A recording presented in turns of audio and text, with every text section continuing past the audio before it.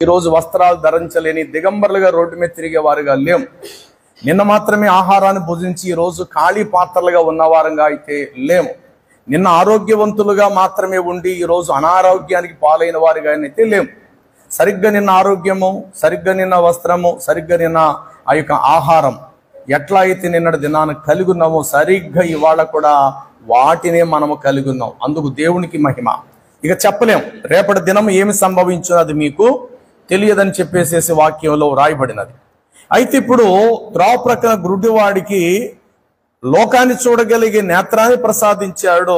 తద్వారా జీవాన్ని అనుగ్రహించేటువంటి ప్రభువుని చూడగలిగేటువంటి నేత్రాలను కూడా ప్రసాదించాడు అదే ప్రభువు.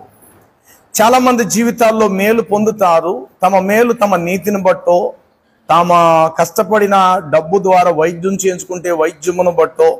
చూడండి, మనం పైన ఆకాశము కనబడి ఆకాశము మన పాదాలు మోపే నేల వరకు కూడా సమస్తము దేవుని అనుగ్రహం ద్వారా మనకు దొరికింది. భూమి నుండి పండేటువంటి పంటలే కానీ, భూమి నుండి వచ్చేటువంటి అనేక రకాలైనటువంటి పదార్థాలే కానీ ప్రతిదీ మన సదుపాయము కొరకే మనం ఉపయోగించుకుంటూ ఉన్నాము. నేల నుండి పండేటువంటి పంటలు మనమే భుజిస్తున్నాం. దానిని స్వేచ్ఛపరచుటకు దేవుడు నేలను లేక దేవుడు నరులకు భూమిని నివాస యోగ్యముగా ఇచ్చిందని చెప్పేసేసి వాక్యంలో రాయబడినది. మనం ఏది కావాలని కోరుకుంటున్నామో సరిగ్గా భూమి అదే మనకి ఇస్తుంది. ఒక సపోటా చెట్టు విత్తనం విత్తాం, కొంతకాలానికి అక్కడ నుండి సపోటా పళ్ళే మనం తింటున్నాం.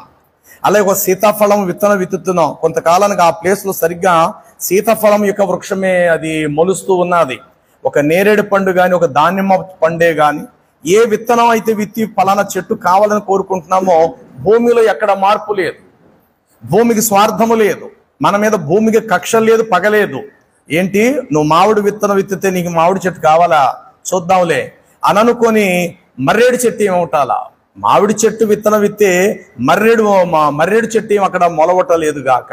సరిగ్గా భూమికి మనం ఏదైతే అందిస్తుంటూ ఉన్నామో సరిగ్గా భూమియు కూడా అదియే మన చేతికి ఆ ఫలాన్ని అందిస్తుంది. ఈ విషయంలో దేవుని పాదపీఠం అనబడిన భూమి లేక నేలకు స్వార్థము లేదు. నలుగురిని మర్డర్ చేసినటువంటి రక్తపు హస్తాలతో విత్తనాలు విత్తినా భూమి సరిగ్గా అవే విత్తనాలకు తగ్గ ఆహారం అందిస్తుంది. అరే అబ్బాయి, మొన్నే కదరా నువ్వు జైలు నుండి వచ్చావు, నలుగురిని పీసుకు నువ్వు చంపేసావు కదా ఇదే చేత్తో.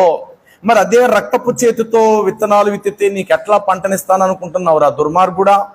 కాబట్టి నువ్వు విత్తే విత్తనాలకి నా దగ్గర ఫలములను ఆశించక, ఎందుకంటే నేను నీకు ఏమాత్రమో ఫలాలు ఇవ్వదలుచుకోలేదు అని చెప్పి రక్తపు చేతులతో నిండిన ఆ మనుషుడు తన చేతులతో విత్తనాలు విత్తితే వాడికి కూడా భూమి సరిగ్గా అదే ఫలాలు ఇస్తూ ఉంది.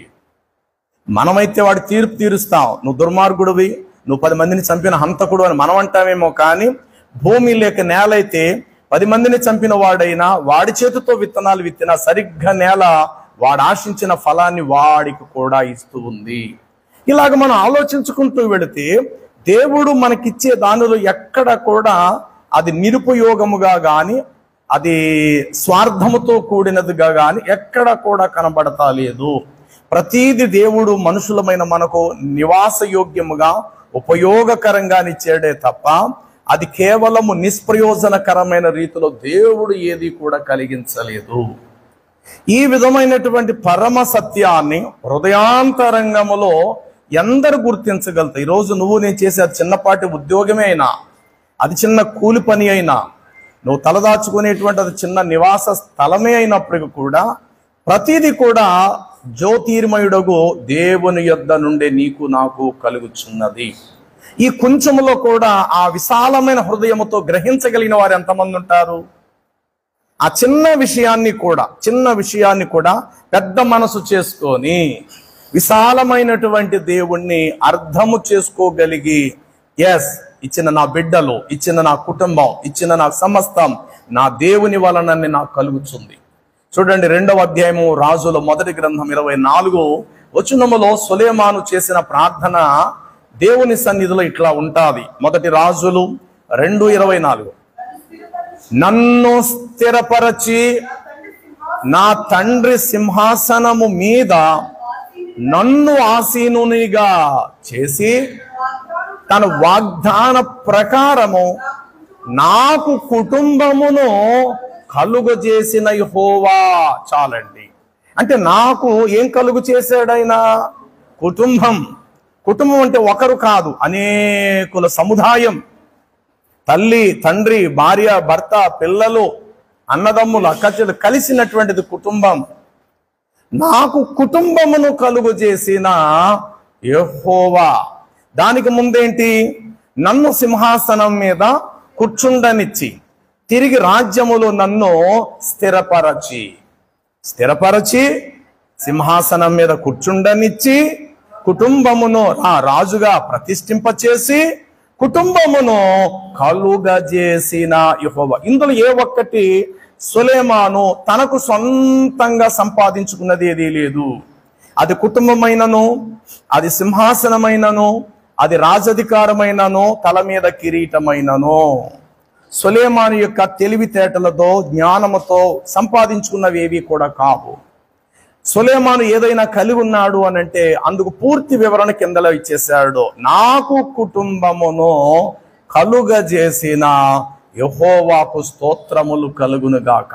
నేనంటాను, ఈ విధముగా ఆధ్యాత్మికంగా నేత్రములు తెరవబడినటువంటి వారు ఎంతమంది ఉండగలుగుతారు?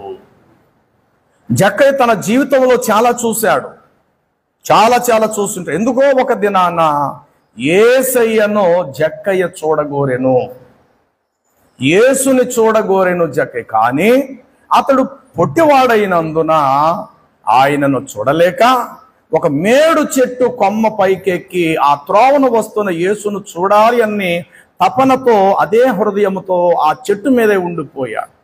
అందరూ నేల మీద నిలబడ్డారు, పొడవుగా ఉన్నారు కాబట్టి. ఇతడు అక్కడున్న వారు అందరికంటే చాలా మరుగుజ్జువాడు, చాలా పొట్టివాడు. బహుశా వారు నడుం దగ్గర కూడా రాడేమో, అలాంటి కురస కలిగిన వాడు. కానీ యేసును చూడాలని ఆశ ఉంది. ఏమండి, ఇప్పుడు మనిషి కురస అయితే ఎవరికి కావాలి? మనసు చాలా పొడవైనది. మనిషి కురస అయిన వాడే, కానీ ఉద్దేశాలు చాలా ఎత్తుగలవి. మనసు పొడవగలది, ఉద్దేశములు పొడవగలవి, ఆలోచనలు చాలా పొడవగలవి. కొందరు జీవితాలు ఉటారుగా, మనిషి ఎత్తరగా ఉండొచ్చు, ఆలోచనలు ఆవగింజంతా కూడా ఎత్తుగా ఉండవు. ఉద్దేశాలు చాలా పలసగా ఉంటాయి, నాణ్యత లేనివిగా ఉంటాయి. ఆలోచనలు కూడా నాణ్యత లేనివిగా ఉంటాయి.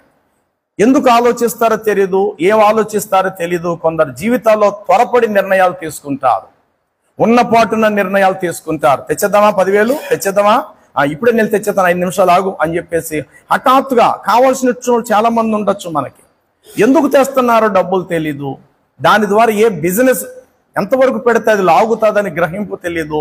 లక్షలు అప్పులు చేసి తీసుకొచ్చి దిమ్మరిస్తారు. కానీ వారు ఆశించినంత ఫలము వారికి కలగకపోవచ్చు. మెల్లిమెల్లిగా తెలుస్తుంది, ఇందులో లాభం కాదు, నష్టం కలుగుతుందని. అప్పుడు ఆ కుటుంబంలో ఎవరో ఒకరు ముందడుగేసి మాట అంటారు. నేను ముందే చెప్తున్నాను కదా, ఎక్కడున్నావు నా మాట? నేను అంటానే ఉన్నాను కదా, ఎక్కడ నా మాటను మీరు విలువిచ్చారు? ఆ రోజు మీరు డబ్బులకి వెళ్తానంటే అప్పుడే నేను చెప్పాను కదా, ఏమంటే ఒకసారి ఆలోచించండి అన్నారు. కరెక్టే, కాదంటలేదు. కానీ అవతల వ్యక్తి కాస్త బలవంతంగా, వద్దండి దయచేసి మీరు ఆ గుమ్మం తొక్కద్దు, మనం ఇలాగే ఉందాం, మరేం పర్వాలేదు, ఇప్పుడు మీరు వెళ్ళి 5 లక్షలు తెస్తానంటున్నారు, ఏదో గోల్డ్ పెట్టేసో ఇంటి కాగితాలు పెట్టేసో 5 లక్షలు తెస్తానంటున్నారు.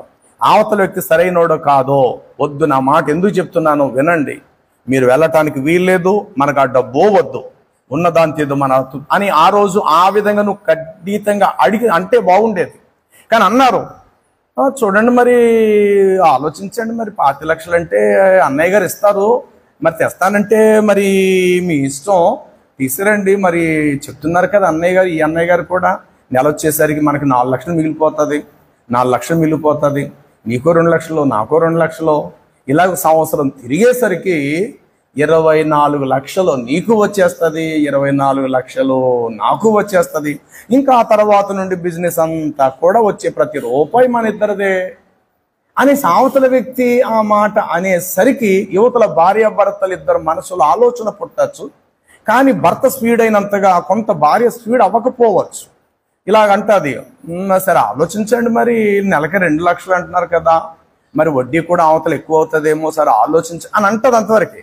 నిజంగా భర్త నష్టపోయిన తర్వాత ముందుగా వచ్చేది భార్య. నేను చెప్తానే ఉన్నాను, మీరు ఎక్కడున్నారు నా మాట ఆ రోజు, నేను ఎంత మొత్తుకున్నాను, అసలు మీరు ఏమని విన్నారా, నన్ను పట్టించుకున్నారా? కానీ నిజంగా ఆవిడ అంత స్పీడ్గా అయితే రియాక్ట్ అవ్వాలా. ఏదో నార్మల్గా చెప్పింది. ఎవరికి నెలకి 2 లక్షలు అంటే చేదు చెప్పండి, ఏదో పేరుగా ఆ మాట అంటే అనవచ్చు. కానీ ఇప్పుడు నష్టపోయిన తర్వాత ఇంటి వారే కాదు, అప్పుల వారే కాదు, భార్య కూడా తన భర్త మీద ఒక మాదిరిగా తిరుగుబాటు చేస్తారు. నేను చెప్తానే ఉన్నాను, ఎక్కడ నా మాట పట్టించుకున్నారు మీరు, నాకు ముందే తెలిసి ఇలా జరుగుతుందని. అప్పుడు ఆవిడ బయటకు వస్తుంది అన్నమాట.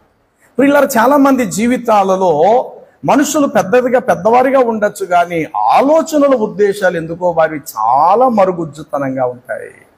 యేసుప్రభు ఒక మాట అంటాడు, మీరు ఆవగింజంత విశ్వాసం ఉన్న ఎడల అన్న మంచి మాట వాడతారు. నేనంటే నా ఆలోచనలో జ్ఞానములో కనీసం ఆవగింజంత చోటైనా మనం ఇద్దాము. అంతే తప్ప మన కంటికి చూసేది ప్రతి నిజమని మనము భ్రమపడవద్దు. చూసే ప్రతిది కూడా మన సొంతం అనుకోవద్దు. కొన్ని ప్రదేశాలకు వెళ్ళినప్పుడు నోరు తెరుస్తాము, రెప్పాడించుకుని అట్లాగే చూస్తాం. అది ఒక పెద్ద సర్కాస్ కావచ్చు. సర్కాస్కి టికెట్ కొనుక్కొని మనం వెళ్ళేమేమి తప్ప సర్కాస్ ఉన్న ప్రతిదీ మన సొంతమేమీ కాదు. ఒక పెద్ద రెస్టారెంట్కి వెళ్తాం, లైటింగు, ఆ చైర్స్, ఆ టేబుల్స్, అక్కడ ఉన్న వాతావరణం చూస్తే అయ్యే బాబు ఏం సూపర్గా ఉందా అంటాం. నువ్వు తిన్న తర్వాత ఇంకో అరగంట ఎక్స్ట్రా ఉంటాను అంటే ఉంచుతాడా వ్యక్తి? బయట పంపించేస్తాడు ఆయన. అంటే హోటల్కి సంబంధించిన ఒక చిన్న చీపురు పుల్ల కూడా మన సొంతము కాదు. ఏదో చూడడానికే, జస్ట్ అలా చూడటానికే. నువ్వు చూసేది మాత్రం నిజంగా ఈ సృష్టిలో ఏది నీ సొంతం కాదు. కానీ నిజమైన దృష్టితో నువ్వు చూడగలిగితే నీకు సొంతమయ్యేది మాత్రం ఒకటి ఉంది, అదే దేవుడు. అదే దేవుడు నీకు ఇచ్చిన రక్షణ. ఎందరు ఆయన తట్టు చూచేదారో వారందరూ కూడా ఏం చేయబడతారటండి? వెలిగించబడతారు. ఎందరు ఆయన తట్టు చూచేదారో వారందరూ వెలిగించబడతారు. మరలా వారు భయపడుటకు వారి దాస్యపు ఆత్మను పొందలేదు, కానీ దత్తపుత్రాత్మను పొందిరి. కాబట్టి వారు ఆయన తట్టు చూడగా వారికి ఏం కలుగును? వెలుగు కలుగును. అరణ్యము గుండా వస్తూ ఉన్నప్పుడు ఇశ్రాయేలీలు చాలా అవిధేయులుగా ప్రవర్తించిన కారణాన్ని బట్టి వారి మధ్యకు తాపకరమైన సర్పాలు వచ్చాయి. చాలా మందిని ఆ ప్రదేశములో చంపివేయటం కూడా జరుగుతుంది. చూద్దాం ఒకసారి ఈ మాట. ముందుగా సంఖ్యాకాండం 21 4వ వచనం కాని చూద్దాం. వారు ఏదేము దేశము చుట్టూ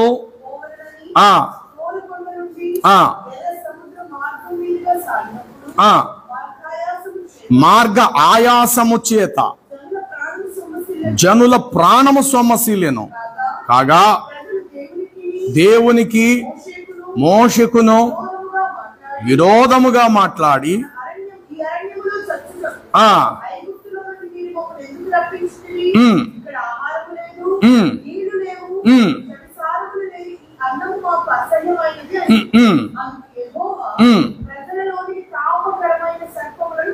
చాలంతే. ఎందుకు వచ్చినాయి సమస్యలు లేక సర్పాలు ఎందుకు వచ్చాయి వారి మధ్యకు? వాస్తవానికి దేవుడే పంపించాడు, కాదని అంటాలా. ఎందుకు పంపించాడు? వారి మీద ఏమైనా కక్ష? కాదే. లేక వారి నశించిపోవాలని ఉద్దేశమా? కానే కాదే. ఎందుకు దేవుడు వారి మధ్యకు ఆ సర్పములను పంపించున్నాడు అనంటే దానికి ముందు జరిగిన పరిస్థితిని మనం గుర్తించాలి. అదేంటంటే, ఎందుకో వారు ఉన్న దానితో తృప్తి పడలేదు ప్రియులారా. ఇచ్చిన దానితో ఉన్న దానితో వారు తృప్తి పడలేదు. కొందరు గాలి మేడలో పేక మేడలు కట్టేస్తారు, గాలిలో పేక మేడలు కట్టేస్తారు. తెలియకే కొందరు ఆకాశానికి నిచ్చినేసేసేటువంటి ప్రయత్నాలు చేస్తారు. దేవుని బిడ్డలు ఎప్పుడు కూడా విషయం మర్చిపోకండి. దేవుడు ప్రేమించి మనకు ఏది ఇచ్చినా దానిని మీరు స్వాగతించండి. ఎప్పుడు కూడా దేవుడిచ్చే ప్రతి దానిలో ఆనందించి తృప్తిపడి చాలు ప్రభు అన్న వారిగా మీరు ఉండండి. సరిపోతుందా బిడ్డ అంటే ముఖం పక్కనట్టి ఏం సరిపోదు ప్రభా, ఏం సరిపోద్దు నాయన, ఇది బొత్తిగా సరిపోద్దని అంటావు, ఇటు నన్ను మరి నీవే ఏం సరిపోద్దు ప్రభా, నీకు తెలదేటిది అన్న వారిగా ఉండద్దు. సరిపోతుందా బిడ్డ అంటే చాలు నా దేవా అన్న వారిగానే ఉండాలి. అది కొంచెమైనా సరే, అది చిన్నదైనా సరే, సరిపోతుందా బిడ్డ అని అన్నప్పుడు, నా తండ్రి నువ్వు ప్రేమించి నాకు ఇచ్చావు, నాకు చాలు ప్రభువా అనేటువంటి ఇలాంటి మంచి భావము మనలో ఉన్నప్పుడే మన మనుగడ అంతము వరకు సురక్షితంగా సాగుతాది. ఇశ్రాయేలీలు మోషే మీద, దేవుడి మీద తిరుగుబాటు చేశారట. ఈ అరణ్యం ఏమంటే నిజంగా అది అరణ్యం కదా, నిజంగా ఫుడ్ ఎక్కడ దొరుకుద్దండి? వారు బానిస జీవితం జీవించుట కంటే, ఇనుప కొలిమిలో కాలము గడుపుట కంటే మొత్తం మీద వారు విడుదల పొందారే, దాన్ని బట్టి ఆనందించాలి కదండి. ఇప్పుడు లైఫ్ పడింది ఒకడికి, జైలు శిక్ష లైఫే పడింది అంటే యావజ్జీవ కారాగార శిక్ష. ఎవరో ఒక ఆయన వచ్చి మొత్తం మీద ఏదో ఒక విధంగా మొత్తం మీద విడిపించాడు, విడుదల చేశాడు, బయటకు తీసుకొచ్చాడు. ఇప్పుడు ఏమనుకోవాలండి వీడు? బాబోయ్, చచ్చిపోయిన తర్వాత నా శవాన్ని కూడా నిజానికి ఇంటికి కూడా పంపించరు, ఇక నా లైఫే అండమాన్ నికోబార్, అండమాన్ జైలే నా జీవితం. అలాంటిది ఎందుకో నేను వచ్చి సంవత్సరం అయిందో లేదో కానీ వెంటనే నాకు ఎందుకు విడుదల కలిగిందో కానీ నిజంగా బయటకు వచ్చేసాను అని అనుకొని ఆడు సంతోషించాల. ఇప్పుడు నీకు విడుదల ఇచ్చిన వాడు నిన్ను శబ్దాలు వచ్చి అటు ఇటు ఊగిపోయి ఒక ఆటో మీద నీకు డ్రైవింగ్ చేసుకుని తన ఇంటికి తీసుకెళ్తున్నాడు, ఆటో రిక్షా మీద. ఇప్పుడు నువ్వు జైల్లో ఉండే కష్టం కంటే ఇలాగిలా కొంచెం అటు ఇటు గోతుల్లో పడి అటు ఇటు ఊగుతున్న ఆటో పెద్ద కష్టమేమి కాదు కదా. అతనుకున్నదే ఆటో రిక్షా మీద కూర్చో బాబు, నీకు బెయిల్ ఇచ్చింది నేనే, లేక విడుదల కలిగించింది నేనే, నా పూచి మీద నేను పూర్తిగా బయటకు తీసుకొచ్చింది నేనే, బయట నాకు ఒక ఆటో ఉంది, ఇంటికి వెళ్ళిన తర్వాత నువ్వు తలారా స్నానం చేద్దు కానీ భోజనం వేడివేడిగా పెడతాను, మిగతా కష్ట సుఖాలు ఇంటికాడ నేను మాట్లాడతాను, అసలు నేను ఎందుకు నేను విడుదల చేశాను అనేది, నువ్వు ఎట్లా బయటకు వచ్చేవని ఇంటికాడ అంతా స్టోరీ చెప్తాను, ముందొచ్చి నువ్వు ఆటోలో కూర్చో అన్నాడు. ఏమనుకోలే ఖైదీ, అమ్మయ్యా మొత్తం మీద నేను బయటికి వచ్చేసాను రా బాబు, నా జీవితం చాలా ధన్యం. కానీ వెళ్ళేటప్పుడు ఆటో గుంతల్లో పడుతున్నప్పుడు ఆ గుంతలు లెక్క చేయకూడదు వీడు. చెప్పండి, ఆ గుంతలు ఏం చేయకూడదు? ఆ గోతులు వీడు లెక్క చేయకూడదు. ఆ ఆటోలో కూడా వెళుతున్న వాడి ఫీలింగ్ ఎట్లా ఉండాలంటే విమానములో వెళుతున్నంత ఆనందించాలి వాడు. అక్కడ వెళుతున్నది ఆటో మీదే, గతుకులు కలిగిన గుంటలు పడిన రోడ్డు మీదే, ఆటో అంత శబ్దం వస్తుంది, ఊగిపోతుంది, అది నిజమే.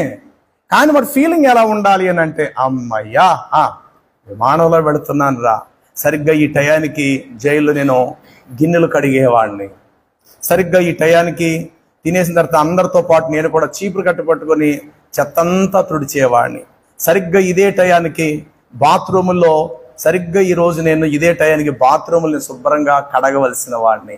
ఇవి జ్ఞాపకం చేసుకుంటూ గోతుల్లో పడినటువంటి ఆటోను కూడా అతడు ఏం చేయకూడదు, లెక్క చేయక ఒక విమానం మీదే నేను గగనంలో ప్రయాణం చేస్తున్న ఫీలింగ్తో వాడు వెళ్ళాలి తప్ప, బండాపు ఏంటి దిక్కుమాల ఆటో ఏంటి, అంటే ఆటో రిక్షా ఏటయా, ఈ గోతులేటయా, ఎలా కనబడుతున్నాను నీ కంటికి, అవి బండాపే అనేసి నేను దిగి నడుచుకుంటూ వెళ్ళిపోతానన్న వాడిని ఏమనాలి చెప్పండి?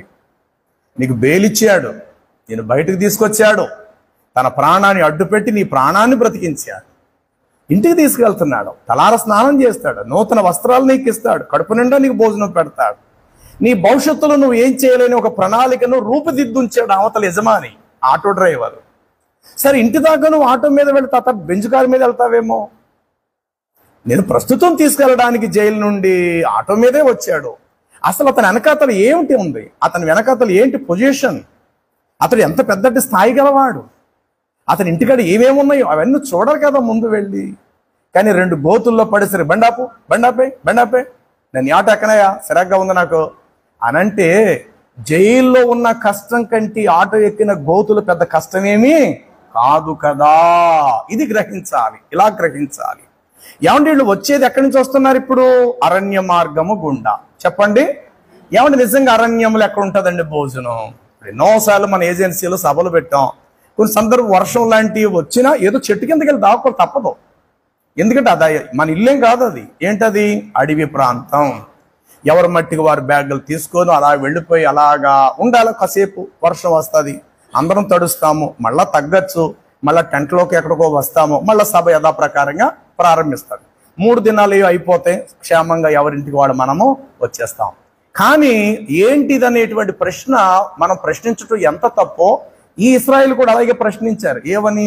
ఈ అరణ్యములో మాకు తినుటకు ఇదే భోజనము తప్ప వేరే భోజనము మాకు దొరకదా అని చెప్పి దేవుడు స్వయంగా సిద్ధపరిచిన భోజనాన్ని వీరు అసహించుకున్నారండి.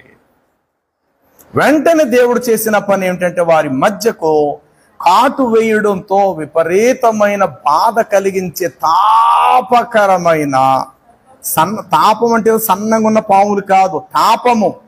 కొంతమంది కంటే అబ్బాయి ఎలా ఉందంటే చాలా తాపంగా ఉందండి పుండు అంటారు. ఎలా ఉన్నదరా వేలు నొప్పి తగ్గిందా నీకు, వేలు గోరుసుడు తగ్గి, అబ్బాబ్బా లేదండి బాబు చాలా తాపంగా ఉన్నదండి అంటారు. అంటే అర్థం ఏంటంటే విపరీతమైనటువంటి బాధ అన్నమాట. అలాంటి తాపకరమైనటువంటి బాధను కలిగించేటువంటి విషసర్పములు వచ్చేసినాయి వారి మధ్యలోకి. వారిని విడిపించుటకు దేవుడు ప్రారంభంలో చేసిన పని ఏమిటో తెలుసా? మోషే కర్రను వారి మధ్య వేస్తే ఒక విషసర్పము అయింది ఆ రోజు. అది చూసి ఆశ్చర్యపోయారు. అమ్మో, మా దేవుడు ఇంత గొప్పవాడా. ఆ మోషే విడిచిపెట్టిన కర్ర యొక్క సర్పము ఐగుప్తీల యొక్క శకును గాండ్రుల యొక్క కర్రలతో చేయబడిన సర్పములన్నిటినీ ఆ రోజు మింగేసింది. ఇది ఎవరు చూశారు? ఇదే ఇజ్రాయెల్ ప్రజల మొత్తం మీద కళ్ళారా చూసిన వారే అనుకుందాం. సరే, ఇప్పుడు ఇంతటి మహాత్కార్యాలు చేసిన దేవుడు మిమ్మల్ని గెద్దరెక్కల మీద మోసుకెళ్ళినట్లు మోసుకెళ్తున్నాడు అరణ్యము గుండా. ఆ టయానికి ఆయన ఏది పెడితే మీకు ఏటట? మీకు దారి మధ్యలో బట్టలు ఎలాగో దొరకవని చెప్పి బట్టను మాయనివ్వలేదు ఆయన. అరణ్యంలో ఎవడు చెప్పులు షాపులు ఉండవు అక్కడ, కాబట్టి చెప్పులు అరగనీయలేదు. ఆ తర్వాత ఎవరి జోడు తెగిపోనీయకుండా కూడా దేవుడు బాధ్యత వహించాడు. అంతవరకు బాగున్నది. ఏమంటే తర్వాత వారి కాళ్లకు ఏం రాలేదట? వాపులు రాలేదటండి, వారి చెప్పులు అరగల. ఈ మాట మీకు ఎక్కడ? నెహెమ్యా 9 అధ్యాయంలో మీకు కనబడతా చూడండి. నిజముగా అరణ్యములో ఏమీ వారికి తక్కువ కాకుండా 40 సంవత్సరములో వారిని దేవుడు అరణ్యములో పోషించెను అనే మాట మీకు కనబడతా. అది నెహెమ్యా గ్రంథము 9 వచనం చెప్పాలి. 20 వచనమా? 21. నిజముగా అరణ్యములో ఏమీ తక్కువ కాకుండా 40 సంవత్సరములు వారి వస్త్రములు పాతగిలలేదు, వారి కాళ్లకు వాపు రాలేదు. ఇదియునుగాక రాజ్యములను జనములను చాలు. ఇంకో చోట అంటాడు, చూడండి 19వ వచనం కానించి, వారు ఎడారిలో ఉండగా నీవు బహు విస్తారమైన కృపగలవాడవునై ఉండి వారిని ఎంత మాత్రం విసర్జించలేదు. మార్గమందు వారిని తోడుకొని పోవుటకు పగలు మేఘ స్తంభముగాను, దారిలో వారికి వెలిగించుటకు రాత్రి వేళ అగ్ని స్తంభము గలవాడవై వారి పైనుండి వెళ్ళిపోకుండా, వారిని దాటి ముందుకు వెళ్ళిపోకుండా వారికి నిలిచితివి. వారికి బోధించుటకు నీ ఉపకార ఆత్మను వారి లోపల నీవు దయచేసి నీవిచ్చిన మన్నాను వారికి ఇయ్యక మానలేదు. వారి దాహమునకు ఉదకమును నీవు వారికి ఇచ్చితివి. ఏమంటే ఇన్ని ఉపకారాలు మేళ్లు చేసిన దేవుడు స్వయంగా దేవుడే భోజనం అందిస్తుంటే, మనం చదివిన సంఖ్యాకాండంలో ప్రజలట ఏం పొందిరని రాయబడింది అక్కడ? విసుక్కున్నారా? ఆయాసపడ్డారా? చూడండి, అక్కడ మరొకసారి చదువుదాం. సంఖ్యాకాండము 5వ వచనం అనుకుంటా, 21:5 అనుకుంటా.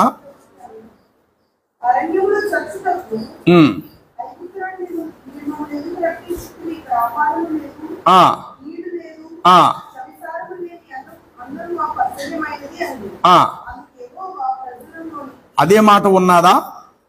వారు ఆయాసపడిరనే మాట ఏం లేదా? అది ఆ మాట కావాలి. అంటే అంత ఆవేశం అవసరం వారికి. ఏం పడ్డారటండి? మార్గ ఆయాసము చేత. ఆవేశము వేరు, ఆయాసము వేరు. ఆవేశం అనేది తొందరపడతారు. ఆవేశం కొంత ఎక్కువ దూరం నడిచేసరికి మనుషులకు ఆటోమేటిక్గా ఆయాసం వస్తుంది. ఎవరికి నేను నల్లేనురా కాస్త ఆగదు. వీరికి ఇక్కడ ఆవేశమేం కాదు కానీ ఆయాసమే వచ్చింది. చెప్పండి, ఏమొచ్చింది? ఆయాసం వచ్చింది. సరే, ఆయాసం వచ్చినప్పుడు ఏం చేయాలి? ఒక చెట్టు నీడకు వెళ్ళి కాస్త ప్రశాంతంగా ఆగండి అయ్యా మోషే గారు, కొంచెం ప్రాణం తల్లడెళ్తుంది, కొంచెం ఆగండి, ఒక 5 నిమిషాలు పోయిన తర్వాత మళ్ళీ ప్రయాణం చేద్దామంటే దైవజనుడు మోషే ఆగుతాడు మీకోసం. ఏం తీసుకొని లాక్కొని వెళ్ళిపోయాడు. కానీ మార్గాయాసము చేత వారు అనుకుంటున్నారు ఇంకా ఎదరుందేమో హోటల్లో, ఇంకా ఎదరుందేమో భోజనం హోటల్లో, ఇంకొంచెం ఎదరికెళ్ళి పెడతాడేమో అని అనుకుసరికి నిన్న ఏది పెట్టాడో, మొన్న ఏది పెట్టాడో, అంతకుముందు ఏం పెట్టాడో, నెల రోజుల క్రితం ఏం పెట్టాడో, సరిగ్గా ఇవాళ కూడా అదే పెట్టాడు. అదే తినేసరికి వారికి ఏం కలిగిందంటే ఒకలాంటి బాధ లాంటిది కలిగేసింది. ఎప్పుడు ఇదే భోజనమా, ఎప్పుడు ఇదే భోజనమా. చూడండి, మనం కూరల ఐటమ్స్ మారుస్తామేమో కానీ తెల్లని భోజనం మాత్రం ఇప్పుడు ఐటమ్ మారదాం. కోట బియ్యం అయినా అదే రంగులో ఉంటాయి, కాస్ట్లీ బియ్యం అయినా సరే తెల్లని మెతుకులే. అది పొయ్యి మీద గెంజి గార్చాలి, అన్నం వండాలి, ఉడకబెట్టాలి, ఇది అలా చేయాలి. కాకపోతే బియ్యంలో రేట్లు తేడా ఉంటాయి. కిలో 30 రూపాయలు ఉండొచ్చు, 50 రూపాయలు ఉండొచ్చు, 60 ఉండొచ్చు, 70 ఉండొచ్చు, అది వేరే విషయం. కూరల ఐటమ్స్ మారతాయేమో కానీ సాధారణంగా భోజనం ఐటమ్స్ ఎక్కడా కూడా మారదు. వీలైతే అప్పుడప్పుడు పులిహార చేసుకుంటామేమో, పరవన్నం చేసుకుంటామేమో, అప్పుడప్పుడు పలావ్ వండుకుంటామేమో అదే వైట్ రైస్తో. కానీ పదార్థాలు మారతాయి. కానీ ఇక్కడ దేవుడు అద్భుతం ఏంటంటే వాక్యము ఒక్కటే, దేవుడు ఒక్కడే, ఆహారం కూడా ఒకటే. ఎన్ని సంవత్సరాలు? 40 సంవత్సరాలు. సరే, ఇప్పుడు నిన్న తిన్న మాంసం కూడా రుచిగా ఉండొచ్చు, మరుసటి రోజు మనం తినేసరికి అంతగా టేస్ట్ అనిపించకపోవచ్చు. కానీ విచిత్రమని తెలుసా, ఈ మన్నా తినే కొలదట రోజు రోజుకి రుచిని హెచ్చిస్తూ వచ్చాడు ఆయన. నిజం చెప్పాలి అని అంటే రుచిని బట్టి వారు తృణీకరించలేదు, కానీ కంటితో చూసిన రంగును బట్టి వారు అసహించుకున్నారు. ప్రతిరోజు ఉప్మాలా కనబడుతుంది మన్నా, కొత్తిమీర గింజల వలె తెల్లగా ఉండేదట, చేతులు అలా ఉండేదట. దాన్ని చూసి నిన్న కూడా ఇదే, వాళ్ళ కూడా ఇదే డ్రా బాబు. అప్పుడప్పుడు టిఫిన్ ఐటమ్స్ మారుతాం, కంటిన్యూ దోశ తినలేం, కంటిన్యూ గారి తినలేం, కంటిన్యూ పెసరట్టు తినలేం, కంటిన్యూ ఇడ్లీ తినలేం. ఐటమ్స్ మారుతుంటాయి. కంటితో చూసేసరికి పదార్థం మారాలి. ఇడ్లీలో ఉన్న పిండే గారెలోనూ కూడా ఉంటుంది. ఏమిటది? మినప్పిండి.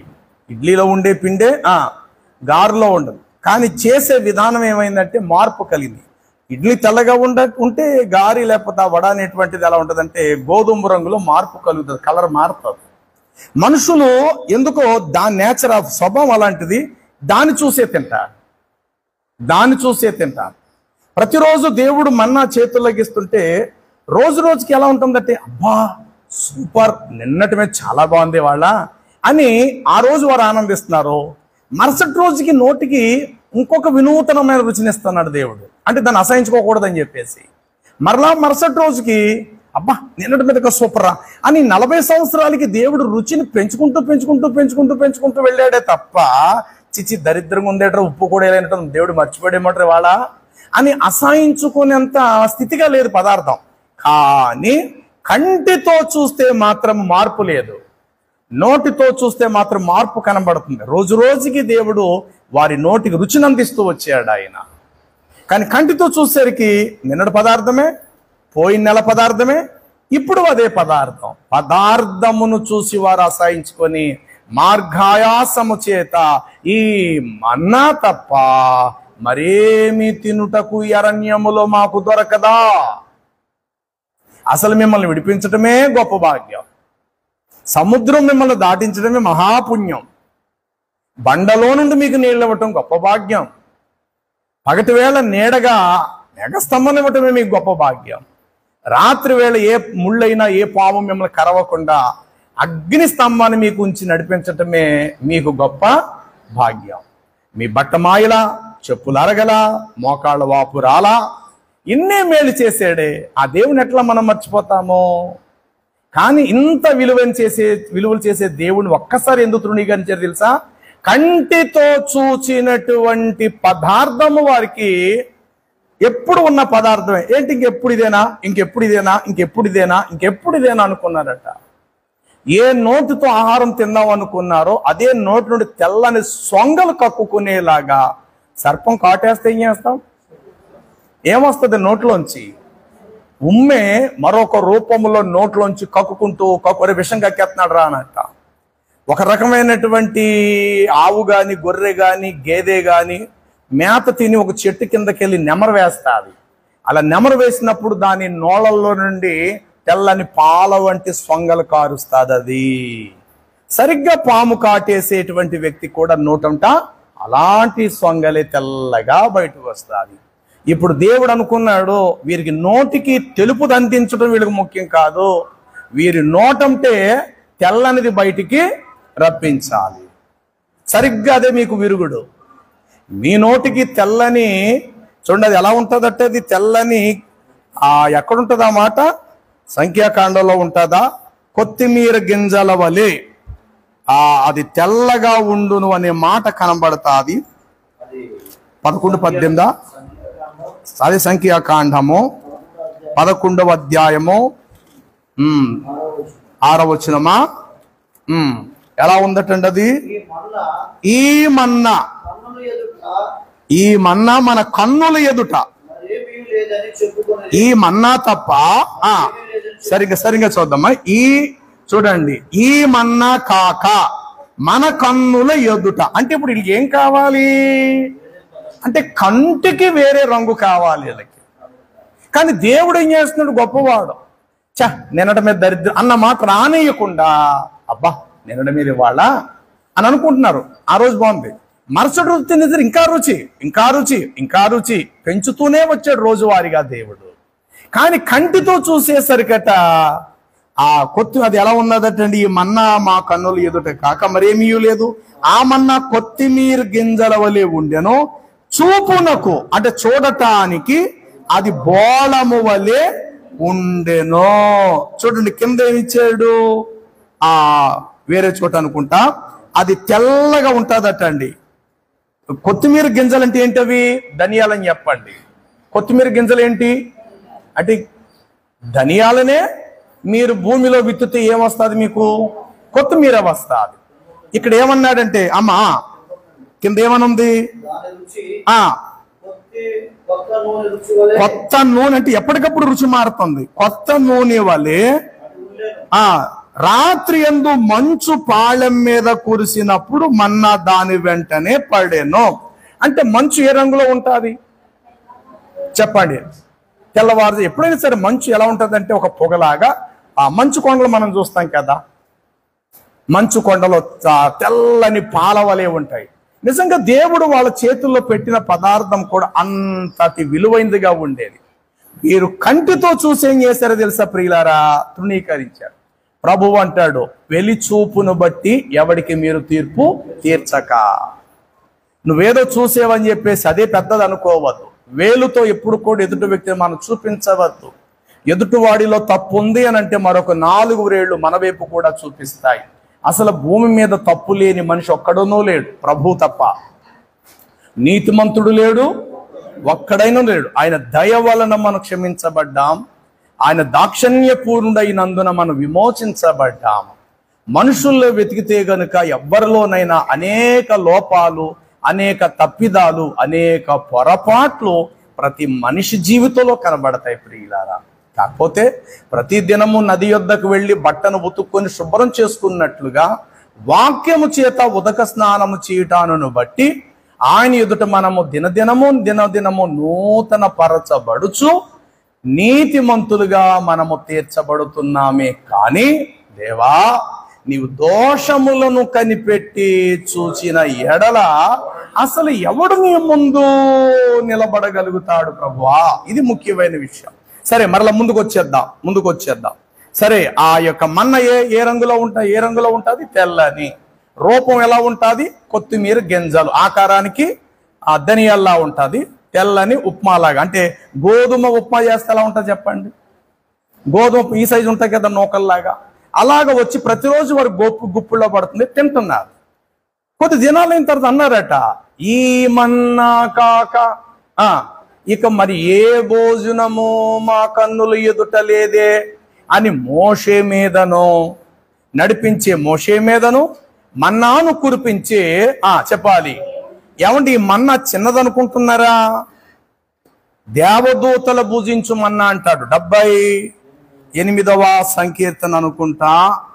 దేవదూతలు భుజించు మన్నాను దేవుడు 24 వచ్చున 24 ఆహారమునకై, చూడండి, ఆహారమునకై ఆయన వారి మీద మన్నాను కురిపించెను.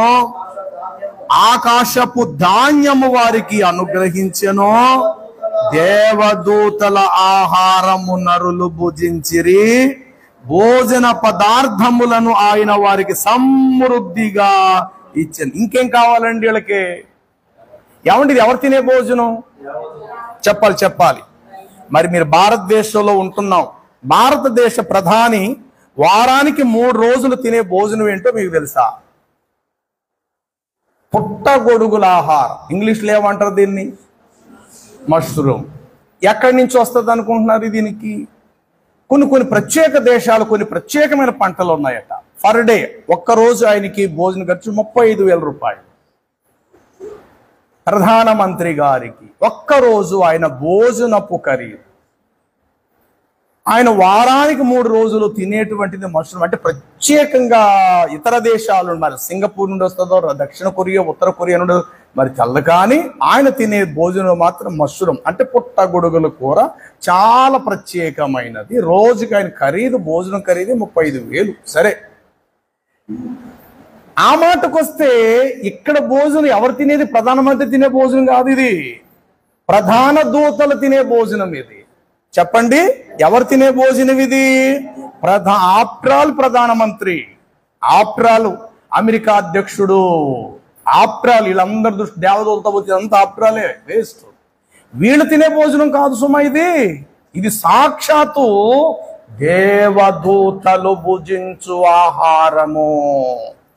ఎక్కడ అరణ్యములు వీరు వండుకోలేరు, దాకలు గిన్నెలు మోయటం కష్టం, పొల్లలు ఏరుకొని పొయ్యి వెలిగించటం కష్టం, దారి మధ్యలో మసాలా దినుసులు వీళ్ళకు దొరకవు, నీళ్లు దొరకవు, కాబట్టి నేనే ఫుడ్ రెడీ చేయాలి అని చెప్పి ఎవరు ఫుడ్ పెడుతున్నాడు? దేవుడు. దేవదూతలు భుజించు భోజనం 40 సంవత్సరాలు 6 మాసాలు పెట్టాడండి. అందుకే మొదట మీకు అర్థమవటానికి మాట చెప్పా, నిన్ను జైలు నుంచి విడిపించటమే గొప్ప భాగ్యం.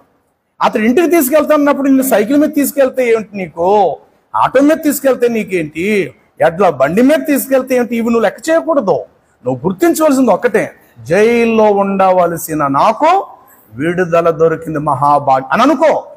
అంతే తప్ప ఇదేటండి డొక్కు ఆటో మీద తీసుకెళ్తారు, నన్ను డొక్కు సైకిల్ మీద తీసుకెళ్తావేట, ఆపవాయాన్ని దిగిపోతుంటే అది న్యాయం కాదు. అది మిమ్మల్ని అరణ్యములోంచి వాగ్దాన దేశాన్ని తీసుకెళ్లటమే గొప్ప భాగ్యం. అరణ్యములో ఎక్కడ ఆకలితో చస్తారేమో అని చెప్పి వండుకోవడానికి మీకు వీలు లేదని ఎవరు భోజనం పెడుతున్నాడు మీకు డైలీ? చెప్పాలి. దేవదూతలు భుజించు నీకు ఆహారం పెడుతున్నాడు. నీకేం సలుపు, నీకేం నొప్పి, నీకేమి బాధ, దానిని మనస్ఫూర్తిగా స్వాగతించాలి. సరే, ఇప్పుడు సర్పపు కాటుకు కారణం ఏంది? మరలా ముందుకు వస్తున్నా. సర్పములు ఎందుకు దేవుడు పంపించాడు వారి మధ్య అంటే, ఏ సర్పము అద్భుతాన్ని చూసి మీరు విడుదల మోషే ద్వారా మీరు పొందారో, అదే సర్పము కాటు చేత మీ ప్రయాణాన్ని ముగించాలి సుమా అని చెప్పి దారి మధ్యలో దేవుడు వారికి చెప్పాలి. ఇలా చదివారు కదా, తాపకరమైన సర్పములు వారి మధ్యకు పంపించగా అవి వారిని ఏం చేసినవి? అవి కరువగా ఇశ్రాయేలీలో అందరు కాదు కదా, ఇశ్రాయేలు అనేకులు చనిపోయి చాలా అయిపోయింది స్టోరీ. ఇప్పుడు ఎందరూ ఆయన తట్టు చూచెదరో వారు బ్రతికించబడుదురు. చెప్పండి, ఎందరు ఆయన తట్టు చూచెదరో వారందరూ వెలిగించబడుదురు, వారందరూ బ్రతికించబడు. సరే, ఈలోగా చాలా వరకు చచ్చిపోయారు, నోటంట నొరగలు కార్చుకున్నారు. బ్రతికిన ఇజ్రాయిల్, అయ్యో ఇందులో మా ఆవిడ ఉంది బాబోయ్, ఇందులో మా పెద్ద కొడుకు కూడా ఉన్నాడు బాబోయ్, అయ్యో ఇందులో మా అబ్బాయి ఉన్నాడు బాబోయ్ అని చచ్చిపోయిన వారి తాలూకా బ్రతుకున్న వాళ్ళు ఏడుస్తూ ఉన్నారు. అప్పుడు మోషే మరలా, దేవా, చనిపోయిన వారి విషయంలో బ్రతికున్న తమ తల్లి తండ్రులు ఆలు బిడ్డలు దుఃఖపడి ఏడుస్తున్నారు ప్రభువా అని అల్ల చేయనివ్వకండి బయట. ఆ మాట చెప్పడంతో దేవుడు మోషేకు ఒక ఇత్తడి సర్పమును తయారు చేయమని చెప్పి, ఇప్పుడు కింద వచనాలు చదవండి. కాబట్టి ఎన్న వచనం అమ్మది? 7వ వచనం, సంఖ్యాకాండము 21:7వ వచనం. కావున ప్రజలు మోషే ఎదుటకు వచ్చి, మేము యెహోవాకును ఓ దైవజనుడా నీకును విరోధముగా మాట్లాడి మేము పాపము చేసిమని చెప్పుకొనిరి. యెహోవా మా మధ్య నుండి ఈ సర్పములను తొలగించునట్లు ఆయనను వేడుకొనమని మొరపెట్టగా మోషే ప్రజల కొరకు దేవుని ప్రార్థించాడు. దేవా, ఇదిగో బతికిన వాళ్ళు చచ్చిపోయిన వారి పక్షంగా బాధపడుతున్నారు ప్రభు, ఏం చేయమంటావు, వారందరినీ బ్రతికించవా ప్రభు అని ఏడ్చి ప్రార్థించాడు. అప్పుడు దేవుడు ఇచ్చిన సలహా ఇటు చూడండి.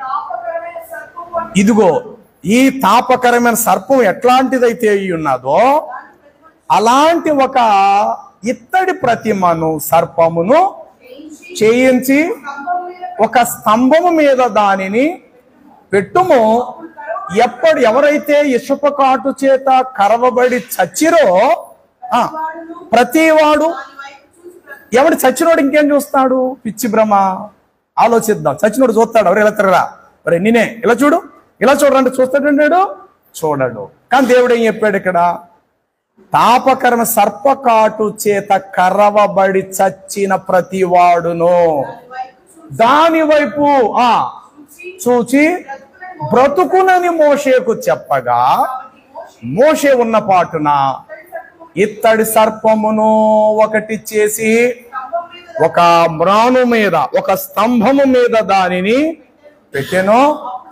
అప్పుడు సర్పము కాటు చేత గాయపడి చచ్చిన ప్రతివాడును ఆ ఇత్తడి సర్పము వైపు ఎవరైనా చచ్చినోడు నిదానించి చూస్తాడా?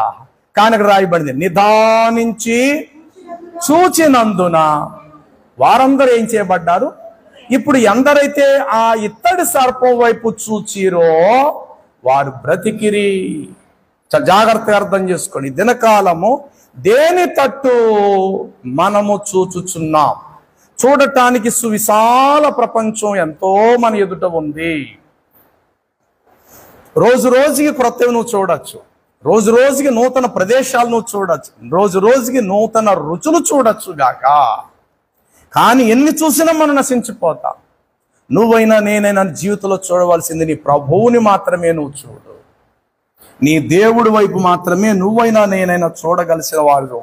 90 కీర్తన 8వ వచనంలో అంటాడు, మా దోషములు నీవు నీ ఎదుట ఉంచుకొని ఉన్నావు, నీ ముఖ కాంతిలో మా రహస్య పాపాలు కనబడుచున్నాయని మాట కనబడతాది. మా దోషములను తండ్రి నీవు నీ ఎదుట ఉంచుకొని ఉన్నావు, నిజంగా నీ ముఖము యొక్క కాంతిలో మా రహస్య పాపములన్నీ. జాగ్రత్త సుమా. ఆయన వైపు చూస్తే పాపం కనబడుతుందని చూడటం మానేక. ఇప్పుడు అద్దములో నువ్వు చూసినప్పుడు నువ్వు నల్లగా ఉంటే నల్లగా ఉందని చూపించింది. అంటే మాటి మాటికి అద్దం నన్ను నల్లగా చూపిస్తుంది, నన్ను నల్లగా చూపిస్తుంది అద్దం అని చెప్పి అద్దం మీద కోపం పడితే ఎట్లా? అద్దం ఎట్లాంటిది? స్వార్థము లేనిది, అర్థం యథార్థమైనది. మనం ఏమైతే అయ్యున్నామో సరిగ్గా అదే చూపిస్తుంది. ఎవరట? అద్దం. మనం నల్లగా చూపిస్తుందని చెప్పేసి అద్దం మనం చూడడం మానేస్తామా? అద్దము ఏ రంగులో అయితే మనం ఉన్నాం అదే రంగు ఖచ్చితంగా చూపిస్తుంది తప్ప వేరే రంగు అద్దం చూపించే అలవాటు అద్దానికి ఎప్పుడు కూడా లేదు. నెంబర్ 1, ఎవరైనా సరే మొదట దేవుని తట్టు చూసినప్పుడు దేవునిలో మనకు కనబడేది ఏంటంటే మన దోషములు ఆయన ముఖకాంతిలో కనబడతాయని ముందు మీరు గుర్తించండి. అలాగ చూస్తూ అయ్యో నా దోషం కనబడుతుందని నువ్వు పక్కకు దింపుకోవద్దు, అలాగే చూడు. గత 4 ఏళ్ల క్రితం నేను ఆ పని చేశాను. యవన ప్రాయంలో ఉండగా అదిగో అది చేసి పొరుగువాడి వస్తువు తీసింది నేనే అని చెప్పి ఆయన ముఖ కాంతిలో నీ ప్రతి రహస్య పాపం, అంటే పాపం తెలిసేవి చాలా ఉంటాయి, కొన్ని మనం కనుమరుగు చేసుకునేవి చాలా ఉంటాయి. మనకు అంటే మనం మర్చిపోయాం, వాటిని మనం సమాధిలో పెట్టేశాం. కానీ పాపాలకు కూడా పునరుద్ధానం ఉంటుంది. ఆ యొక్క చెక్కు మీద ఏదో సంతకం పెడుతూ నా పెన్ను బాగుందని చెప్పి ఆ ముడి విప్పేసి తాళ్ళలోంచి జేబులు పెట్టేసుకోలేదా అంటే ప్రతి చిన్న దాన్ని కూడా చూపిస్తాడు. అందుకే దేవుని వాక్యాన్ని ఎరిగిన వారు ప్రియులారే, నెంబర్ 1 ఈ భూమి మీద ప్రభు బిడ్డలుగా నీది కానిది దయచేసి ఎప్పుడు కూడా నీవు స్వలాభాన్ని అపేక్షించాలి. కానీ నీ చేత దోషం చేయించడానికి మాత్రం అపవాది కొన్ని విలువైన వస్తువులు నీ ముందు పెడతాడనేది నిజం. ఖచ్చితంగా పెడతాడు. అది ఉంగరం రూపంలో కావచ్చు, ఎవరు లేని చోట డబ్బు రూపం కావచ్చు, ఎవరింటికో వదిన గారు అని చెప్పి నువ్వు వెళతావు. తలుపులు తెరిచే ఉన్నాయి, కానీ ఎదురుగుంటా ఆ యొక్క సొరుగు మీద నక్లీస్ ఉంది.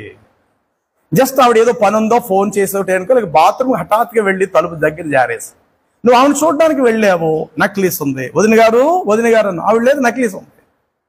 2-3 నిమిషాలు చూసావు, ఎవరి జాడ ఎవరి ఛాయ కూడా లేదు. వంటగది చూసావు, బాత్రూమ్ వైపు చూసావు, ఆ పక్క చూసి ఈవిడిలోగా బట్టలు ఆరేయడానికి పైకి వెళ్ళిందేమో, బహుశా 4 అంతస్తుల బిల్డింగ్ మీదకి వెళ్ళిందేమో. నీట్గా తీసుకొని జాకెట్లు వేసేసుకొని సైలెంట్గా మనం వచ్చేసాం. పాప ఆవిడ సొరుగులోంచి తీయలేదు అనుకున్నది ఏంటో, అంతా వెతికింది. టైం అయిపోతుంది, ముందు అర్జెంట్కి వెళ్ళాలి కదా, తర్వాత వెతుకుందాంలే అని అనుకున్నది ఏటో పిచ్చిది. వెళ్ళిపోయింది. మళ్ళా వెతికింది, ఎక్కడా దొరకలేదు. భర్తను అడిగింది, పిల్లల్ని అడిగింది, ఇంట్లో పనులను అడిగింది. ఇంకెవ్వరూ కాదు. ఎందుకంటే ఆ రోజుల్లో సీసీ కెమెరా లేని రోజులు అనుకుందాం, అంటే ఎలాగో మనం గమనిస్తాం కదా. మర్చిపోయింది ఇంకా. కానీ తీసుకున్న ఆవిడ మాత్రం దాంతో వేరే రూపంగా మార్చుకోవటమో, లేకపోతే దాంతో ఒక వస్తువు కొనుక్కోవటమో, లేక దాని దగ్గర భద్రంగా ఉంచుకోవటమో జరిగింది. కానీ దేవుని యొద్దకు వస్తే మాత్రం గనుక దీనిని కూడా దేవుడు బయలుపరుస్తాడు. ఎస్, దానిని కూడా రుణం ఎగస్టాతో విడిపించి నువ్వు ఇవ్వాలా. జక్క ఎట్లయితే 1 తీసుకున్న వాడికి 4 వంతులు నేను చెల్లిస్తున్నాను ప్రభువాని ఎట్లా మాట్లాడినాడో, రమారం ఇంచుమించు అదే పరిస్థితి. నువ్వు కనీసం 4 వంతులు వద్దు, కనీసం 2 అంతులైన నీవు అవతల వాడికి చెల్లించాలంతే. 2 అంతులైన నువ్వు చెల్లించవలసిన విధి మనకు ఉంది. చూడండి 22 అనుకుంటా, ఆ నిర్గమాకాండములో ఒకని ఎద్దైనను, ఒకని గొర్రె అయినను, మేక అయినను, ఎన్నవచ్చునమ్మా?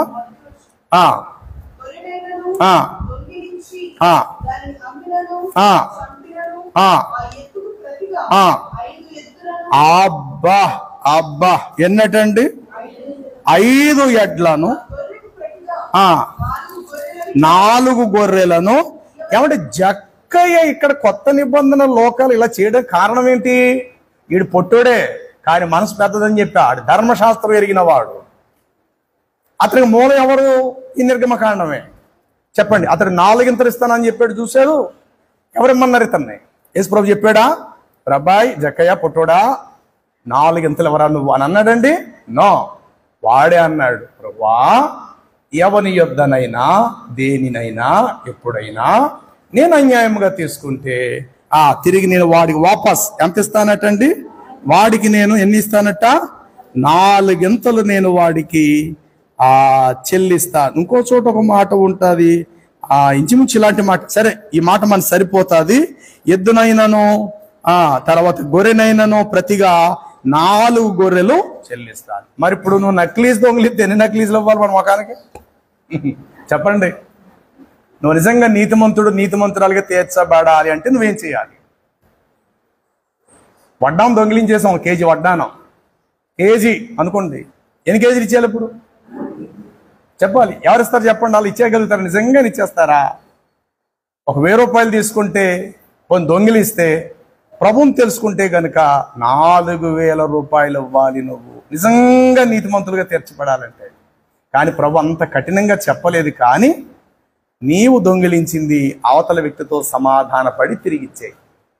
సహోదరుడా, నువ్వు లేనప్పుడు 1000 రూపాయలు నేను నీ బండిలో నేను తీసాను, 2 ఏళ్ళు అవుతుంది, నన్ను మన్నించవా, తిరిగి నేను మీకు ఇచ్చేస్తాను. చాలాసార్లు మీకు చెప్పా, డేలక్స్ హోటల్లో 135 రూపాయలు, 35 రూపాయలు 30 పైసలు. ఇదిగో వారి నాన్నగారు, మా బావగారు, పెద్ద షాప్ అనమాట, బజాజ్ షాప్, పెద్దదనమాట, మెకానిక్ షాప్. రాజమండ్రికి ఆ రోజుల్లో చాలా పెద్దదనమాట.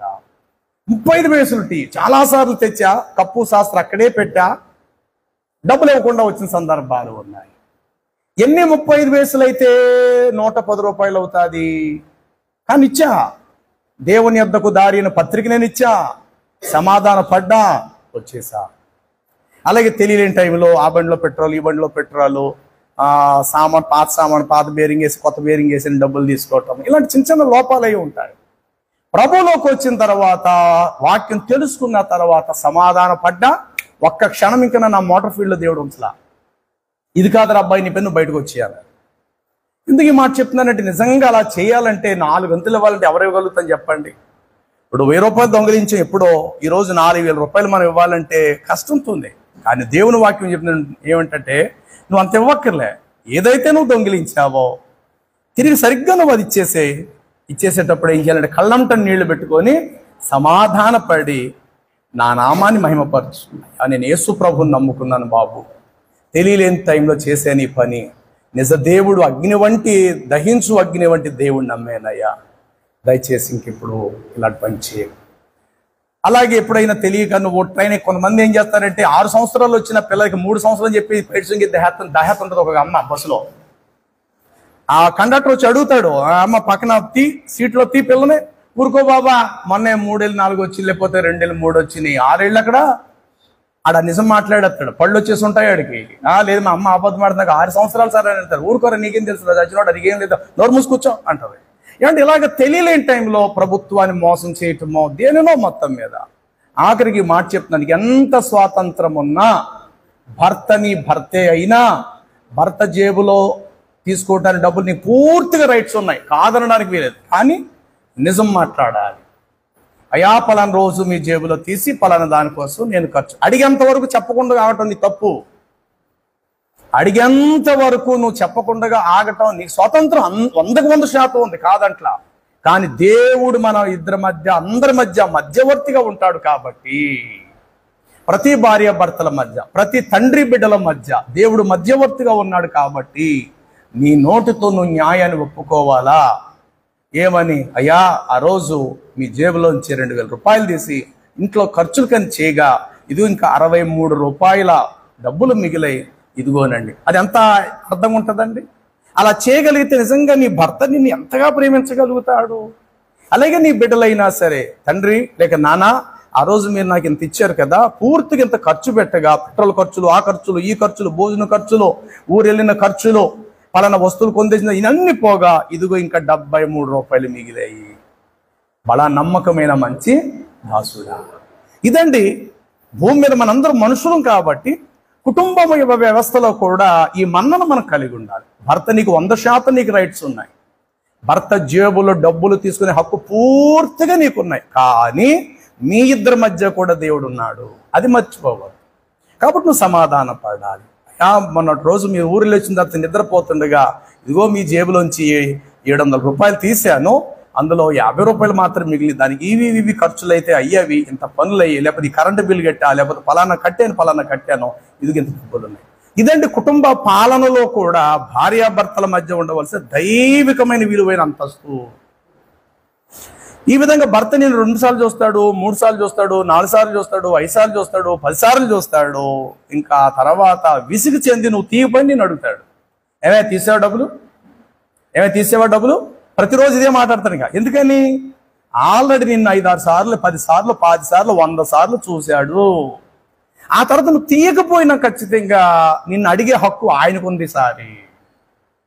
అందుకని ప్రియులారా, ఎప్పుడైనా ప్రభుని తెలియలేని పాత రోజుల్లో ఏదైనా ఒక వస్తువును చూచి అమ్మయ్య చాలా బాగుందని ఆశించి నీది కానిది నీ జేబులో వేసుకుంటే ప్రభుని తెలుసుకున్న తర్వాత అక్షరాల అయ్యా ఇదిగా రోజు నేను తీసుకున్నాను తిరిగి ఇదండి నమ్మకత్వము.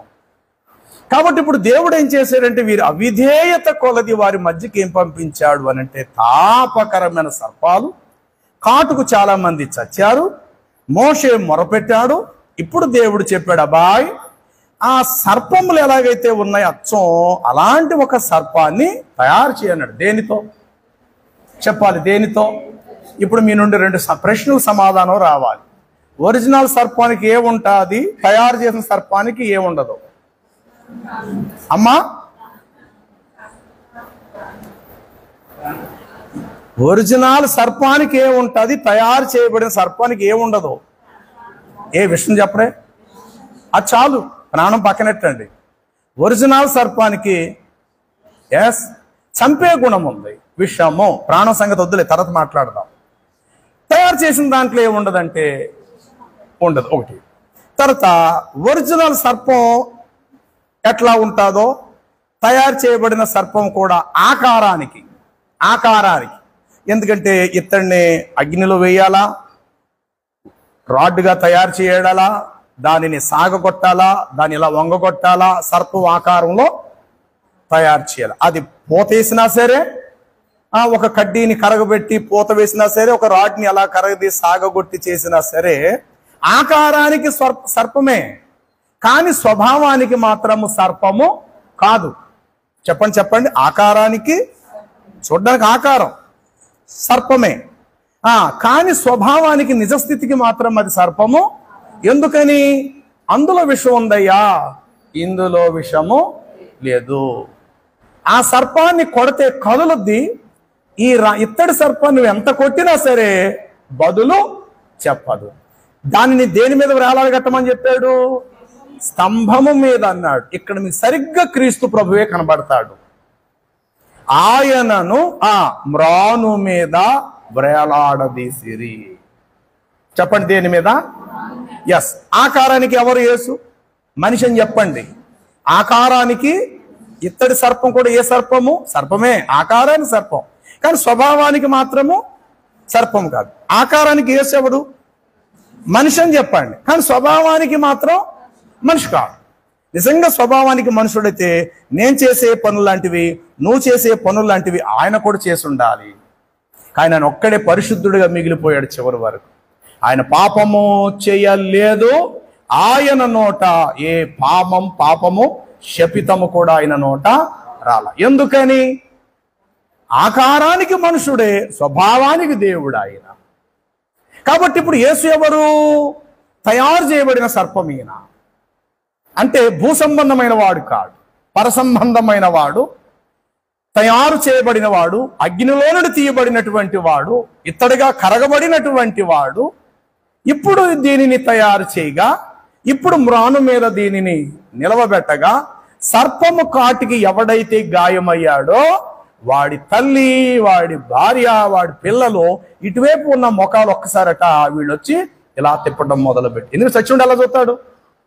చచ్చిన వాళ్ళ కథలకే ఉండదు కదా. కాబట్టి తమ ఇంటి వారు మోషే చెప్పుండదు, అబాయ్ ఇప్పుడు ఒక్కసారి చచ్చిన మీ వాళ్ళ తాలూకా మొఖాలు ఇటువైపు చూసేలా చేయండి అని అనేసరికి పరుగున వెళ్ళి భార్యలు, పిల్లలు, చెల్లెళ్ళు ఎవరైతేనేమి చచ్చిన వారి మొఖాలు ఇటువైపు ఉన్న మొఖాలు ఒక్కసారిగా యాంగిల్ మార్చారు. ఇలా తిప్పేసరికి ప్రతి ఒక్కడు అలాగే కళ్ళు కూడా బాగా తెరిచి చూపించేలా చూపించండి అన్నాడు. మొఖాలు తిప్పటమే కాక ఈ నేత్రాలు ఇలాగా సర్పం వైపు చూపించేలా చేశారు. ఎప్పుడైతే ఆ దివ్య దృష్టి ఆ ఇత్తడి సర్పము వైపు, అంటే ఎంతో సుత్తి దెబ్బలతో కొట్టబడితేనే ఒక ఇత్తడి ఏమవ్వచ్చు? సర్పముగా మారచ్చు. కానీ ఇత్తడి ముక్కను డైరెక్ట్ సర్పం అయిపోమంటే ఎట్లా అయిపోద్ది?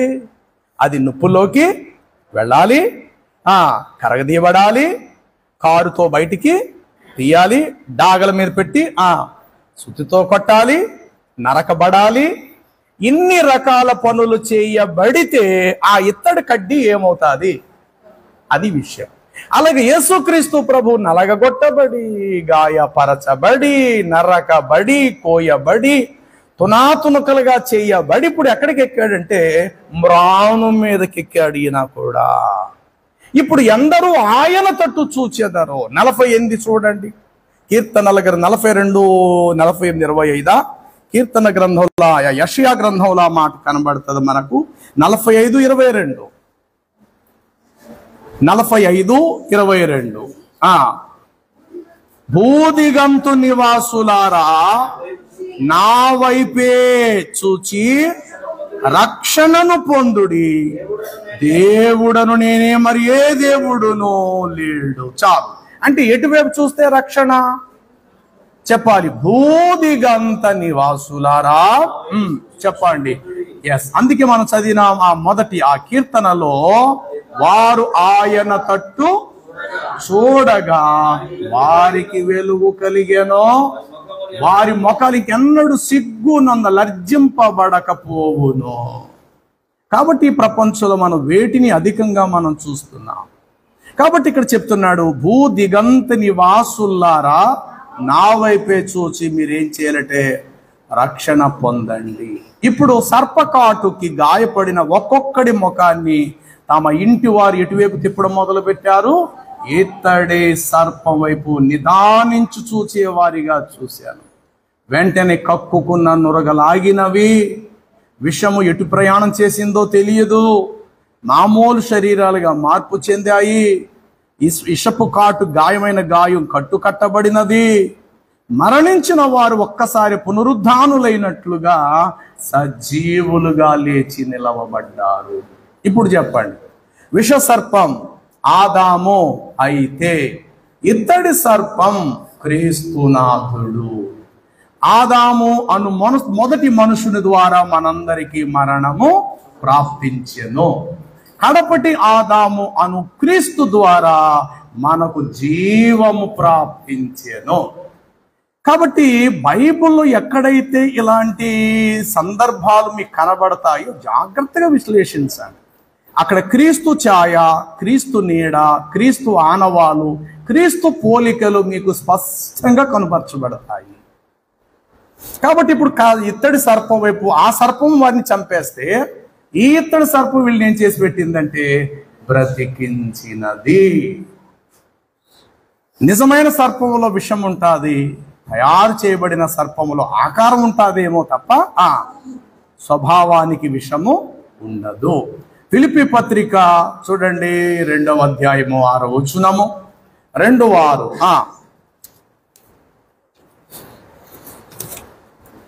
అధ్యాయము.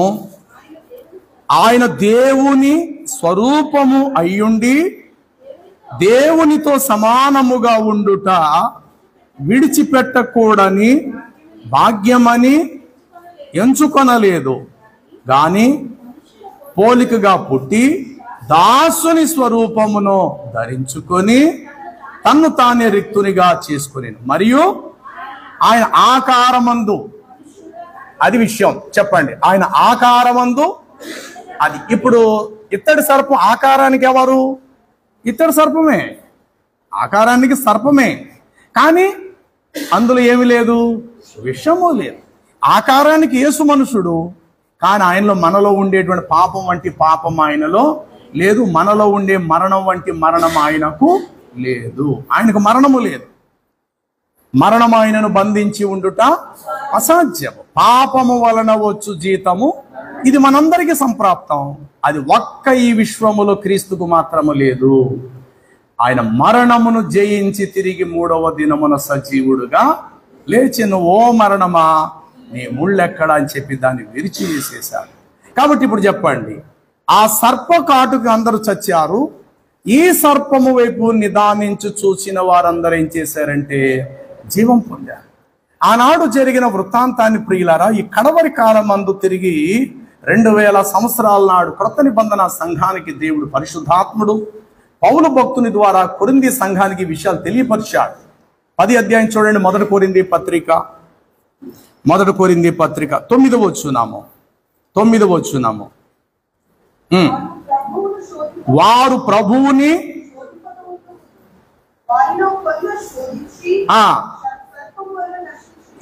వారి వలె మనం ప్రభుని శోధింపక ఉందమో, వారిలో కొందరు ప్రభువును శోధించి సర్పము వలన వారు, అది విషయం. ఏమంటే ఎక్కడో సంఖ్యాకాండములో జరిగిన వృత్తాంతాన్ని పరిశుద్ధాత్మ దేవుడు మరలా క్రొత్త నిబంధన సంఘానికి ఎందుకు ఇచ్చాడు? పొరపాటున మీరు కూడా అలాగే ఏ కారణం చేతైనా దేవుడిని శోధిస్తారేమో. ఎప్పుడు ఇదే భోజనమా, ఆ మాట ఎప్పుడు అనొద్దు ప్రియులారా. ఏదున్నా సరే కళ్ళకద్దుకొని తినడానికి ఇష్టపడండి. ఎందుకంటే అది కూడా లేని వాళ్ళు చాలా మంది బయట ఉన్నారు. కొంతమంది కంచం కంటి దగ్గరికి వచ్చిన కాలుతో తన్నేస్తారు. నీకు తెలుసు కదా నాకు ఈ కూర ఇష్టం ఉంటుందని, మళ్ళీ ఇది ఎందుకు వండావు అంటాడా భర్త. ఇది తెల్లా నాకు ఇష్టం లేదని, నాకు ఇష్టం లేదు మాట వండుతావు ఎందుకు, నాకు అక్కలు తీసే అని అంటాడు. నేనంట తినగలిగేది ప్రతీది తినవచ్చు, కాబట్టి తినటానికి నువ్వు ఇష్టం నేర్చుకోవాలి.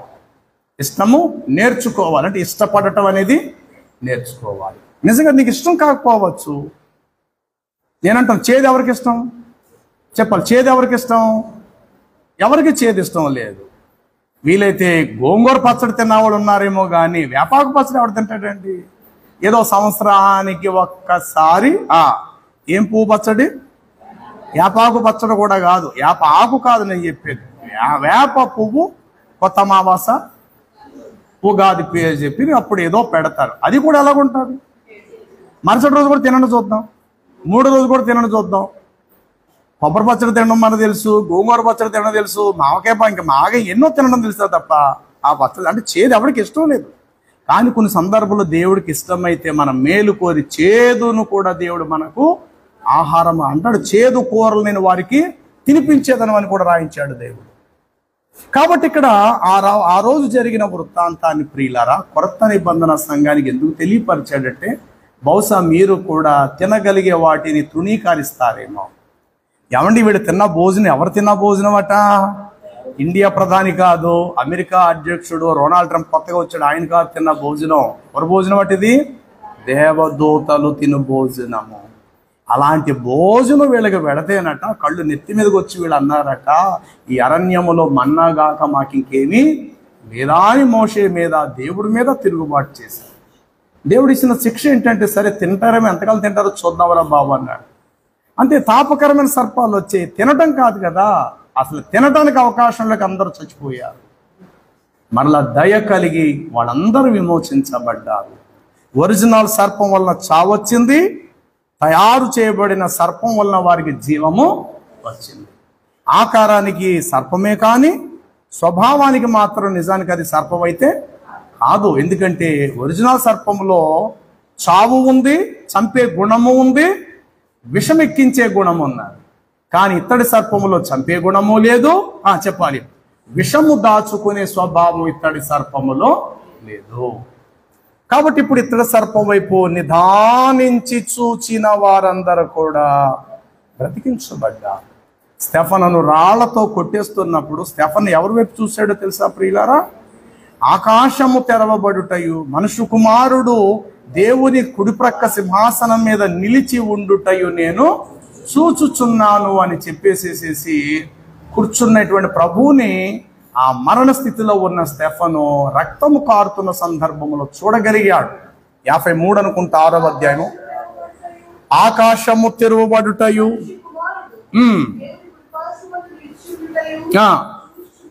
ఏమంటే ఏ స్థితిలో చూస్తున్నాడు ఈ పెద్ద మనిషి? అప్పటికే రాళ్ల దెబ్బలతో కొట్టేశారు స్టెఫన్ అని. పెద్ద రాయి తెచ్చి పౌలు అనబడిన వాడే ఆ రాయి వేయించడానికి ముఖ్య కారకుడయ్యాడు. ఈ సౌలు అనబడిన పౌలు ఆ రోజులో మార్పు చెందలేనప్పుడు ఆ విధముగా మరణ స్థితిలో రక్తము కారుతూ కూడా అతడు ఎవరి వైపు చూశాడు అని అంటే ప్రభువు వైపు చూడగలిగాడు. అందుకే నేడు నీవు నాతో కూడా పరదేశంలో ఉందో అన్నట్లుగానే మరో క్షణములో స్టెఫను ప్రాణము విడిచెను, అతని ఆత్మ పరమునకు ఏతెంచబడింది. కాబట్టి ప్రభునందు ప్రియులారా, లోకములో మనం చూసే పదే చూసే ప్రతి దాంట్లో చావు ఉంటుంది. చాలా మందికి అక్కడ ప్రమాద శాతం అని బోర్డు పెట్టినా అది చూడటానికి వెళ్ళి చచ్చిపోతున్న వాళ్ళు చాలా మంది ఉన్నారు. మారేడుమిల్లి అవతల ఒక నది ఉంది, పాము లేరు, దాని పేరే పాము లేరు. రీసెంట్గా మొన్న డాక్టర్ కోర్స్ చేస్తున్నట్టున్నారు మెడికల్గా, 3 విద్యార్థులు వెళ్ళి చూడడానికి 3 చచ్చిపోయారు. అక్కడ హెచ్చరిక బోర్డులు పెట్టారు, రే బాబు కనీసం చూడడానికి కూడా ఇక్కడ రాకండిరా అనంటే దాన్ని చూడాలా, అందులో ములగాలా, అందులో ఈత కొట్టాలా, స్నానాలు చేయాలా. ప్రియులారా, సృష్టిలో ఉన్న ప్రతి వస్తువును మనం వాడుకోవాలని తప్ప ఆడుకోకూడదు. చెప్పండి, సృష్టిలో ఉన్న ప్రతి వస్తువు, దేవుడిచ్చే ప్రతి వస్తువు ఏం చేయాలి? ఆడుకునేది కాదు. నీళ్లతో ఆడద్దు. పెద్దలు అగ్నితో చెలగాటం ఆడకరా, నీళ్లతో ఆటలాడకరా. చాలాసార్లు మనం చిన్నప్పటి నుంచి మనం వింటున్నాం మాటలు ఇవి. రే నీటితో ఆటలాడక, అగ్నితో ఆటలాడక, మంచిది కాదు అంటే. ఎందుకని? ప్రాణం తీసేస్తాయి అవి మనం వాడుకునేవి. గాలిని వాడుకో, అగ్నిని వాడుకో, నీరుని వాడుకో, భూమిని వాడుకో. దేవుడు మనం వాడుకుంటామని చెప్పి సకల పదార్థాలు ఇవులు దేవుడు మనకి ఇచ్చాడు. కానీ ఇవి వాడుకోగలిగినవే తప్ప చెప్పండి వాటితో మనము ఆడుకునే కాదు.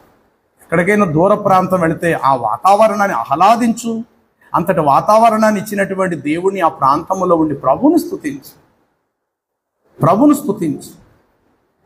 ఆ విధముగా ప్రభుని స్తుతించటము, ప్రభుని ఆరాధించటానికి ఎంత దూరం వెళ్ళినా అది దేవునికి ముఖ్యమైన పని మీద నువ్వు వెళ్ళుగాక.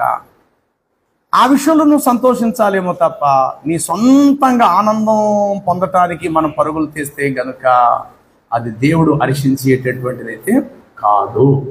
కాబట్టి నెంబర్ 1, వారు ఆయన తట్టు చూచిరి, వారికి వెలుగు కలిగింది. 34 కీర్తన 5వ వచనాన్ని మనం చదివాం.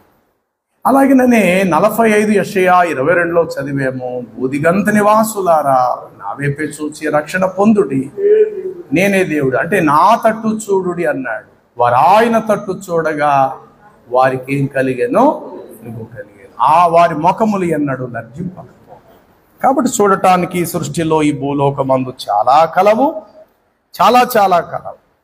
అలా చూసే ప్రతిదీ మన సొంతము అయిపోదు. జస్ట్ చూసి మనం బయటకు వచ్చేస్తామేమో తప్ప చూసినదల్లా మన సొంతమైతే కాదు. కాబట్టి చూసేవన్నీ కూడా ఒకరోజు లయమైపోతాయేమో, కానీ ఇప్పటి వరకు చూడలేని దేవుడు మాత్రము నిత్యము నిలిచుంటాడు.